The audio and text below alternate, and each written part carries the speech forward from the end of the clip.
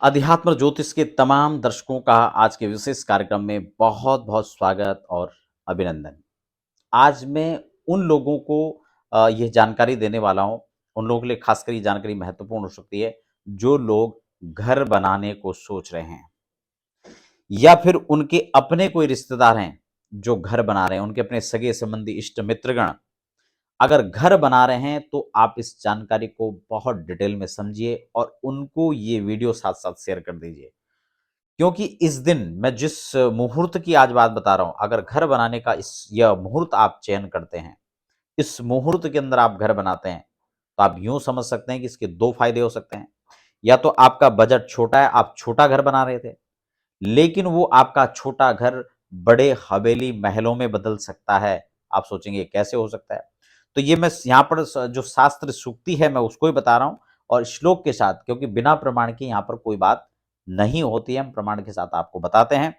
तो सबसे पहले तो एक निवेदन भी रहेगा, अगर आप पहली बार चैनल पर विजिट करें तो फटाफट चैनल को सब्सक्राइब कर लीजिए, बेल आइकन को साथ में प्रेस कर लीजिए। यहाँ पर 7 सकारों की बात हो रही है।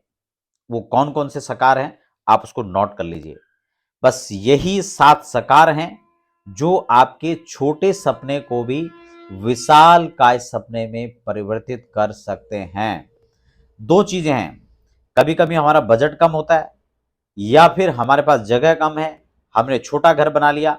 अब यही घर आपके लिए एक ऐसा रास्ता तैयार करेगा जब आप अपने एक सपनों के विशेष महल को खड़ा कर सकते हैं।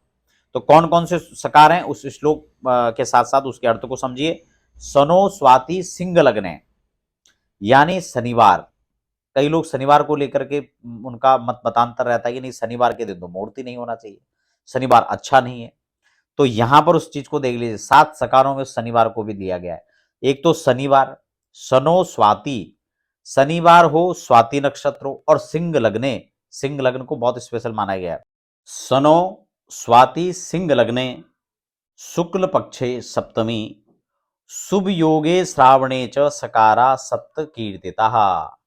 सबसे पहले शनिवार, दूसरा स्वाति नक्षत्र, तीसरा सिंह लगन, चौथा शुक्ल पक्ष, उसके बाद तिथि सप्तमी, पांचवा शुभ योग, छठा स्वाति नक्षत्र, सॉरी श्रावण मास। 7 सकार।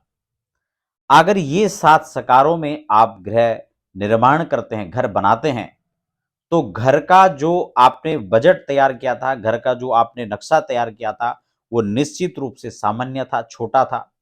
लेकिन यही घर या तो बड़े घर का रास्ता यहां से निर्धारित होगा या फिर वो छोटा घर भी बड़े महलों में परिवर्तित हो जाएगा।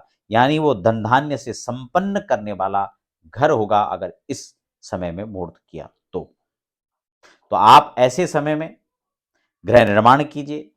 गृह निर्माण के लिए, घर बनाने के लिए आप इस मुहूर्त को चयन कीजिए। अगर आप ऐसे मुहूर्तों में गृह निर्माण करते हैं तो वास्तव में यह आपके लिए बहुत ही शुभ और अच्छे फायदे का सौदा हो सकता है। इसके साथ ही जब भी हम मुहूर्त निकालते हैं तो मैं आपको बहुत डिटेल में ये सब बातें बताता हूं। जब आप मुहूर्त निकालते हैं तो आपको कुछ चीजें ध्यान में रखना चाहिए। कोई भी मुहूर्त हो वो आपकी राशि से एक तो अनुकूल चंद्रमा उस दिन होने चाहिए, 4, 8, 12 चंद्रमा तो बिल्कुल नहीं होना चाहिए। ये आपके लिए लॉस का कारण हो सकता है, आपको परेशानी का कारण हो सकता है। तो इसलिए इन चीजों को हमें विशेष ध्यान में रखना है और शुभ लगन को चयन करना है जब आप भूमि पूजन स्टार्ट करें। सर्वे दोषा विनिश्चन्ति लग्न शुद्धि यदा भवेत। अगर लग्न का शोधन करके आप किसी भी काम को करते हैं तो आपके लिए शुभ और मंगलकारी होता है।